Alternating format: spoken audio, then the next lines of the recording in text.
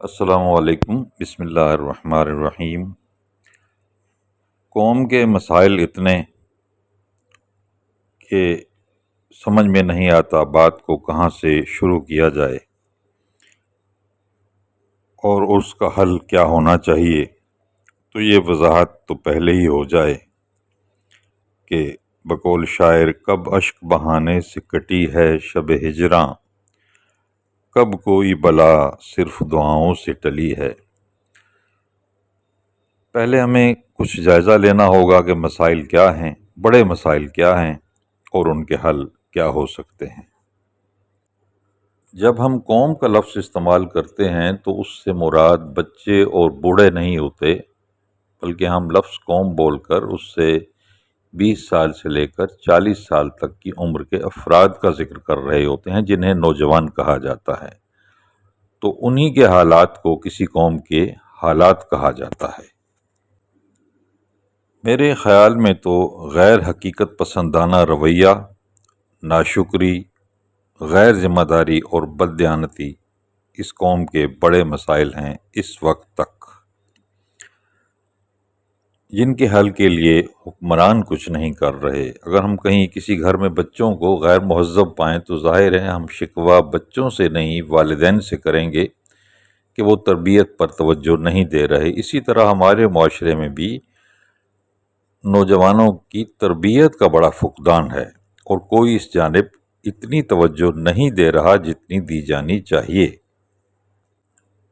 کوئی ایسے انڈیکیٹر، ایسے اشاریے موجود نہیں کہ جن کی بنیاد پر ہم یہ کہہ سکیں کہ ہماری ترقی کا سفر شروع ہو چکا ہے جو اتنے برسوں میں کامیاب ہوگا۔ ہاں، اگر ہم دیکھیں کہ پیشہ ور بھکاریوں کی تعداد اچانک کم ہونا شروع ہو گئی، نفسیاتی مریضوں کی تعداد بہت کم رہ گئی، بہت زیادہ کم ہونا شروع ہو گئی، اسی طرح ہم دیکھیں کہ خودکشی کے واقعات کم ہو گئے، تو پھر ہم امید رکھ سکتے ہیں کہ اب حالات بدلنے والے ہیں۔ یہی ترقی کے اشارے ہیں، ورنہ کسی قوم کا سفر جب زوال کی جانب، انحطاط کی جانب جاری ہو تو یہی نشانیاں اس میں نظر آنے لگتی ہیں کہ ریاست کی عملداری ختم ہو جاتی ہے، وہ قوم اپنی روایات کی خود ہی امین نہیں رہتی، اپنی زبان کی توہین برداشت کرنا اور خود توہین کرنا شروع کر دیتی ہے۔ دیانتداری کا فقدان روز روشن کی طرح نظر آنے لگتا ہے۔ لوگ ایمانداری اور دیانتداری کے فرق کو فراموش کر دیتے ہیں۔ بعض لوگ اپنی دانست میں ایک بڑا ہی آسان حل تجویز کرتے ہیں کہ لوگوں کو چاہیے کہ سڑکوں پر نکل آئیں۔ ہم یہ کہتے ہیں کہ اگر بددیانت لوگ گلیوں میں جمع ہو جائیں، اپنے گھر کے صحن میں موجود ہوں یا اپنی گھر کی چھتوں پر چڑھ جائیں یا پھر سڑکوں پر آ جائیں، کیا سڑکوں پر آ جانے کے بعد وہ دیانتدار ہو جائیں گے؟ تو مسئلہ ان کی جگہ کو تبدیل کرنا نہیں، ان کے رویوں کو تبدیل کرنا ہے۔ ہم نے انہیں ذمہ دار اور دیانتدار بنانا ہے۔ لوگ کہتے ہیں آج کل مالی حالات بہت خراب ہیں ملک کے، اس لیے خودکشی کے واقعات بڑھ رہے ہیں، بڑے بڑے دل سوز واقعات سننے کو ملتے ہیں۔ غربت ہر دور میں ایک مسئلہ رہا ہے، اب مالی حالات نہیں، کردار برے ہو گئے ہیں۔ ہمارے آباء و اجداد نے بھی معاشی تنگ دستی دیکھی، لیکن انہوں نے ثابت قدمی سے حالات کا مقابلہ کیا۔ انہوں نے اپنے بچوں کو مارنے کی کوشش نہیں کی، اس لیے کہ ان کے کردار اچھے تھے۔ تو اصل میں کردار سازی کی ضرورت ہے۔ ہمارے معاشرے میں دروغ گوئی، جھوٹ بولنا، اس کو ایک ہنر سمجھا جانے لگا ہے۔ سوشل میڈیا اور غیبت لگتا ہے ہمارا سب سے کہہ لیں کہ محبوب مشغلہ بن چکا ہے، زیادہ وقت انہی چیزوں کے ساتھ گزرتا ہے۔ علماء کرام جن کے پاس ایک بہت اچھا پلیٹ فارم مسجد کی شکل میں موجود ہے، وہ اس کا درست استعمال نہیں کر رہے۔ علماء کے رویے دیکھ کر یہ خواہش پیدا ہوتی ہے کہ کاش ہمارے علماء کرام تہذیب سائنسدانوں سے سیکھتے، کہ ایک ریسرچر، ایک سائنٹسٹ جب اپنی کوئی ریسرچ لاتا ہے تو اپنے پیش رو کو تنقید کا نشانہ تو ضرور بتاتا ہے، لیکن کن الفاظ کا انتخاب کرتا ہے اور اس کا رویہ کیا ہوتا ہے۔ وہ اس کا شکر گزار بھی ہوتا ہے، لیکن اپنی ریسرچ کو ثابت کرنے کے لیے کچھ دلائل دے دیتا ہے اور یوں لوگوں کو قائل کرتا ہے کہ میں اس سے بہتر ریسرچ آپ کے سامنے لے کر آ گیا ہوں۔ جیسے میں نے کہا کہ مسجد جیسے پلیٹ فارم کو ضائع کیا جا رہا ہے، آپ دیکھتے ہوں گے مسجد میں 70 اور 80 سال کے بزرگ فرض نماز پڑھنے کے بعد سب سے پچھلی قطار میں کھڑے ہو کر نوافل ادا کرتے ہیں تاکہ سب کا راستہ رک جائے۔ تو حیرت ہے کہ مسجد انہیں یہ بھی نہیں سکھا سکی کہ دوسروں کے لیے سہولت کیسے پیدا کی جا سکتی ہے۔ ہم لوگ اپنی عمومی زندگی میں کچھ ایسے رویوں کے حامل ہیں کہ دوسروں کے لیے مشکلات پیدا کر کے خوش ہوتے ہیں، اور رب سے یہ کہتے ہیں کہ ہم نے تیرے بندوں کے لیے مشکلات پیدا کر دی ہیں، تو ہمارے لیے آسانیاں ہی پیدا کرتا جا۔ کلینکل ڈپریشن جیسی بیماری وبا کی طرح پھیل رہی ہے، لیکن افسوس اس بات کر کہ پڑھا لکھا طبقہ بھی اس کا شعور نہیں رکھتا۔ دوسری جانب اس بیماری سے نمٹنے کے لیے لاجانی قسم کے مراقبے کرا دیے جاتے ہیں، اور اس طرح پاگلوں کی ایک فوج پیدا کر دی جاتی ہے اور انہیں احتراماً مجذوب کہہ دیا جاتا ہے۔ لوگوں سے یہ کہا جاتا ہے کہ بیٹھو، وہ دیکھو جو حقیقت میں ہے ہی نہیں، ایک خیالی دنیا میں چلے جاؤ۔ اسے یہ نہیں کہا جاتا کہ اللہ کی جو نعمتیں تمہارے پاس ہیں ان کو دیکھو تاکہ تمہارے اندر شکر کے جذبات پیدا ہوں۔ لوگوں سے کہا جاتا ہے کہ نہیں، کچھ غیبی طاقتیں آئیں گی، کچھ لوگ ہیں پراسرار قسم کے، آپ کی نظروں سے اوجھل ہیں، انہیں ڈیوٹیوں والے کہا جاتا ہے، وہ کچھ کریں گے۔ حقیقت یہ ہے ڈیوٹیوں والے کبھی غائب نہیں ہوا کرتے، یہ تو انسانیت کی خدمت میں لگے رہتے ہیں۔ یہ سائنسدان جنہوں نے ہمیں اللہ کی مختلف نعمتیں عطا کی، ان میں سے کوئی بھی غائب نہیں تھا، سب نے حاضر رہ کر اپنی جان جوکھوں میں ڈال کر ہمارے لیے بہت کچھ کیا۔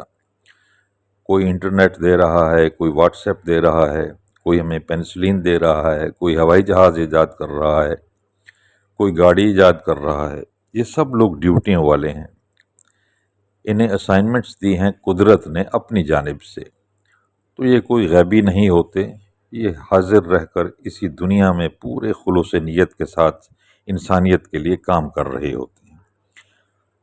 تو ہماری قوم کو ایسے ڈیوٹیوں والوں کا بھی انتظار نہیں کرنا چاہیے۔ نوجوانوں کو چاہیے کہ اب غلامانہ ذہنیت ترک کر کے انٹرپرنورشپ کی طرف آئیں، آجر اور اجیر کی لائف سٹائل کے فرق کو سمجھیں، کیونکہ آجر بہرحال اوپر والا ہاتھ ہے جو نیچے والے ہاتھ سے بہتر ہوتا ہے۔ ایک آجر کیسے بنتا ہے؟ اس لیے کہ وہ سر جھکا کر نہیں رہتا، وہ سر اٹھا کر پوری کائنات کا جائزہ لیتا ہے، کائنات اس وقت مجھ سے کیا مطالبہ کر رہی ہے اور مجھے اسے کیسے رسپونڈ کرنا ہے۔ حالات کی نبض پر وہ ہاتھ رکھتا ہے، وہ کسی بھی شعبے سے خود کو لا تعلق نہیں رکھتا، وہ ستارہ شناس بھی ہوتا ہے، وہ دست شناس بھی ہوتا ہے، وہ کسی معاملے کے روحانی پہلو کو بھی نظر انداز نہیں کرتا، وہ خیال کو بھی نہیں چٹلاتا، وہ تو خواب بھی دیکھے تو جان جاتا ہے کہ خواب نہیں آیا، حکم آیا ہے۔ وہ کوسے قضا کے رنگوں میں بھی کچھ تلاش کرتا ہے۔ وہ ستارہ پرست تو نہیں ہوتا، ستارہ شناس ضرور ہوتا ہے۔ یہ ذہن میں رکھیں کہ نبی اکرم صلی اللہ علیہ وسلم کے اعلان نبوت اور ان کے مستقبل کی خبر روم کے حکمران نے ستاروں سے ہی پائی تھی۔ ستاروں کی نقل و حرکت، ان کی پوزیشن کو دیکھ کر وہ اس خبر کو پا گیا تھا۔ تو جو جانتا تھا اس نے خبر پا لی، اور جو نہیں جانتے تھے ان کے لیے ستارے محض ستارے تھے۔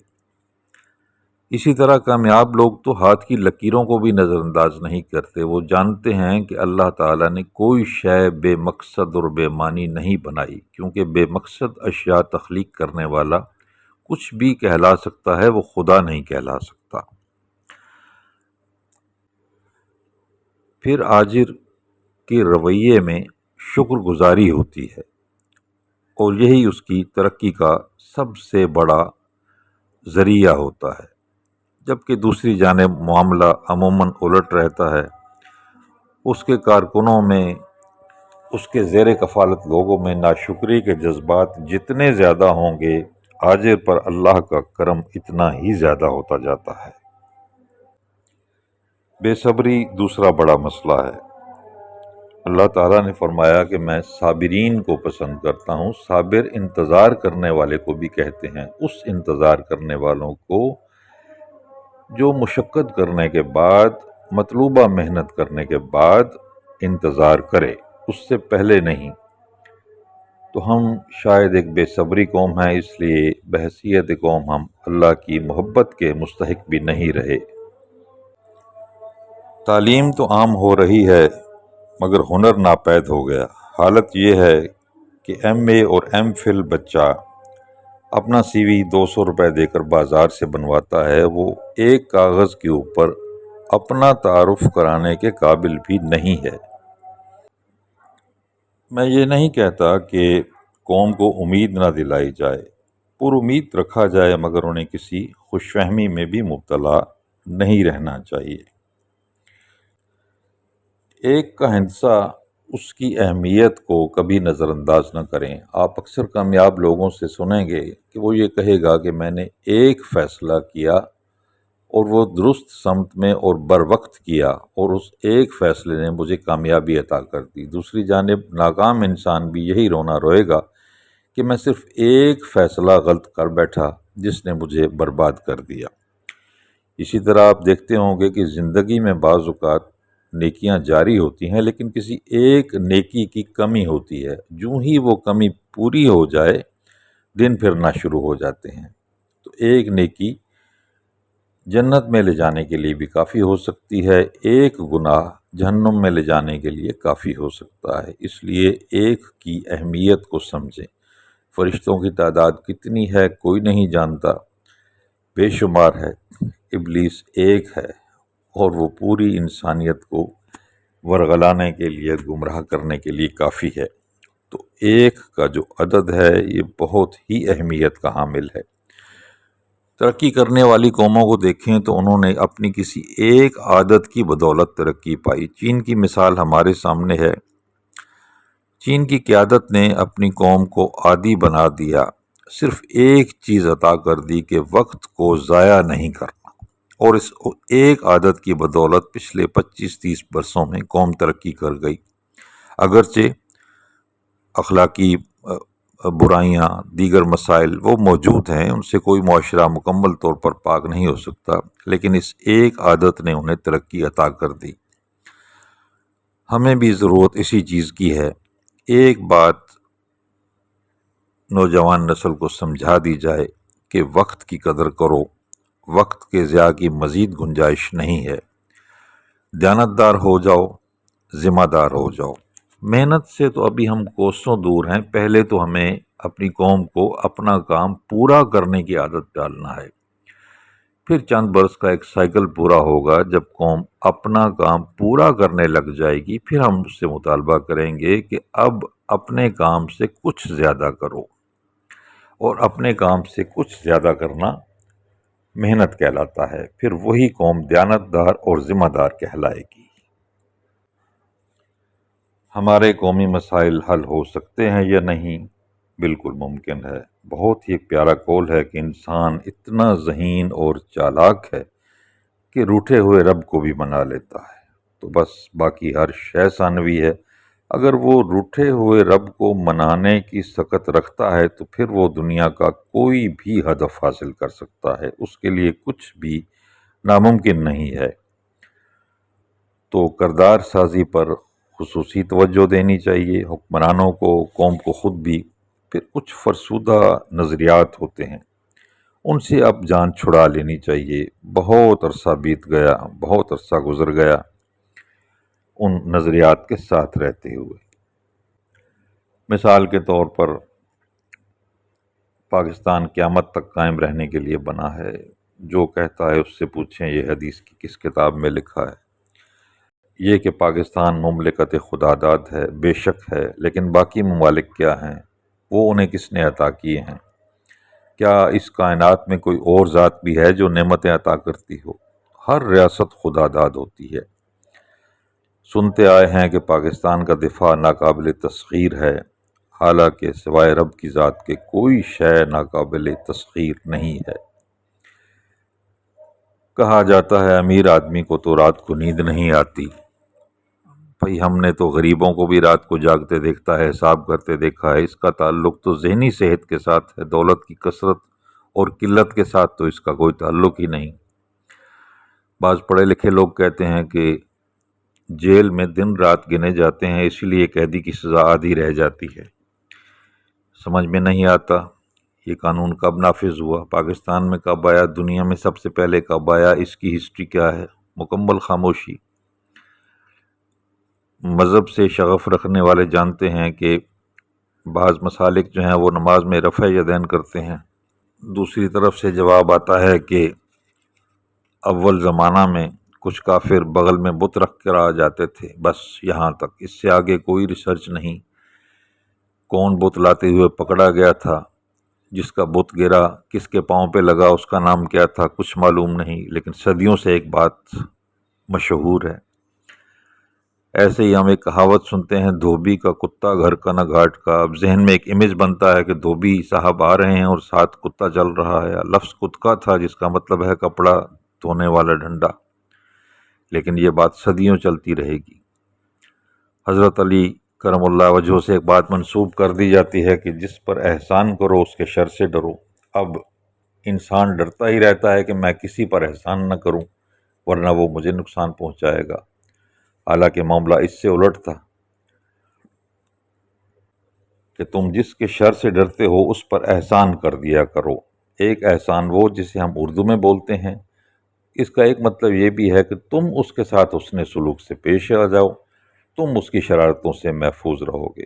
ہاں، تم اس پر کوئی احسان بھی کر دو، وہ تمہیں کوئی نقصان نہیں پہنچائے گا۔ لیکن مولانا روم نے اپنی شاعری میں کسی شعر میں اس کو جب کوٹ کیا تو انہوں نے اسے الٹ دیا۔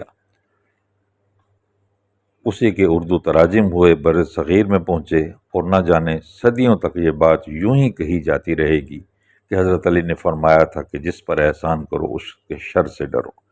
تو ایسے تصورات کی بھی اب کچھ اصلاح کر لینی چاہیے۔ فرسودہ تصورات میں ایک لفظ سینئر بھی ہے۔ بعض لوگ بوڑھے ہوتے ہیں تو خود کو سینئر کہلوانا پسند کرتے ہیں اپنے پروفیشن کے اعتبار سے، حالانکہ یہ نہیں، وہ صرف عمر کے اعتبار سے سینئر ہیں۔ انہیں سینئر سٹیزن تو کہا جا سکتا ہے، کوئی سینئر پروفیشنل نہیں، کیونکہ بڑھاپا کوئی ذاتی کمال نہیں، وقت نے آپ کو بوڑھا کر دیا ہے۔ کوئی نوجوان یہ کہے کہ میں جوان ہو گیا ہوں تو یہ میرا ذاتی کمال ہے، تو یہ درست نہیں۔ وقت نے اس سے بچپن چھین لیا، جوانی عطا کر دی، یہی وقت اس سے جوانی لے لے گا اور بڑھاپا عطا کر دے گا۔ تو بڑھاپا کوئی ذاتی کمال نہیں ہے۔ کوئی شخص اگر کسی کرسی پر 25 سال 30 سال بیٹھے بیٹھے کرسی کی طرح خود بھی پرانا ہو گیا ہے تو یہ ذاتی کمال نہیں کہلا سکتا۔ اگر ایک آدمی اپنی پروفیشنل زندگی میں کوئی انوویشن نہیں دے سکا، معاشرے کو کسی پرابلم کا کوئی حل نہیں تجویز کر سکا، کوئی سلوشن نہیں دے سکا، کوئی جدت عطا نہیں کر سکا، تو وہ اپنے آپ کو سینئر پروفیشنل کیوں کہلوائے گا؟ اس کا حق اتنا ہے کہ صرف سینئر سٹیزن کہلائے، اسی لیے کہ بڑھاپا ذاتی کمال نہیں ہے۔ پھر ایک کام کو طویل عرصے تک ایک ہی انداز میں کرتے رہنے کو تجربہ نہیں کہتے، اسے وقت گزاری کہتے ہیں۔ تو جیسے ایک انسان ایک کرسی پر بیٹھا 25 سال بیٹھا رہا تو جیسے کرسی پڑے پڑے پرانی ہو گئی، اس پر بیٹھا ہوا وہ انسان بھی پڑے پڑے پرانا ہو گیا ہے، اس کے پاس صرف بڑھاپا ہے، بڑھاپے کے سوا کچھ بھی نہیں۔ سماجی اور اقتصادی ترقی میں جو رکاوٹیں ہیں، ایک رکاوٹ، سب سے بڑی رکاوٹ، مقدس گائے۔ کوئی معاشرہ مقدس گائے سے پاک نہیں ہوتا، کہیں بادشاہت کی صورت میں، کہیں کسی خاص مذہب کے پیروکاروں کی صورت میں، کہیں پر فوجی آمریت کی صورت میں۔ مقدس گائے موجود رہتی ہے، لیکن ترقی یافتہ ممالک کی خوش قسمتی یہ کہ وہاں مقدس گائے ایک ہے۔ ہم یہی فیصلہ نہیں کر پائے کہ مقدس گائیں کتنی ہونی چاہیے، 1، 2 یا 3، اور ان تینوں کو آپس میں لڑتے رہنا چاہیے۔ تو جب تک مقدس گائے ایک نہیں ہو جائے گی، ہماری ترقی کا سفر بھی شروع نہیں ہوگا۔ ہم ایسی چیزوں کا رونا بھی رو دیتے ہیں جو بڑی غیر متعلق ہوتی ہیں، جیسے آج کل گفتگو ہو رہی ہے کہ آرٹیفیشل انٹیلیجنس انسانیت کے لیے بہت بڑا خطرہ ہے، انسان بے روزگار ہو جائے گا، کچھ بھی نہیں ہوگا۔ 70 کی دہائی میں جب کیلکولیٹر پاکستان میں آیا تو لوگوں نے یہی باتیں کی کہ اب تو ہر منشی، ہر اکاؤنٹنٹ بے روزگار ہو جائے گا۔ کچھ بھی نہیں ہوا، سب کچھ ویسے چلتا رہا۔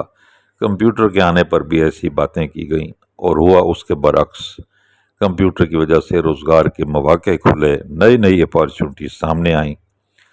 اسی طرح آرٹیفیشل انٹیلیجنس بھی آ رہی ہے تو انسانیت کی خدمت کے لیے آ رہی ہے، انسان ہی اس پر حاوی رہے گا۔ اللہ تعالیٰ نے جب فرما دیا سخر لکم، تو ہر شے تمہارے لیے مسخر کی گئی ہے۔ اللہ نے یہ نہیں فرمایا کہ تم ان کے لیے مسخر کر دیے گئے ہو۔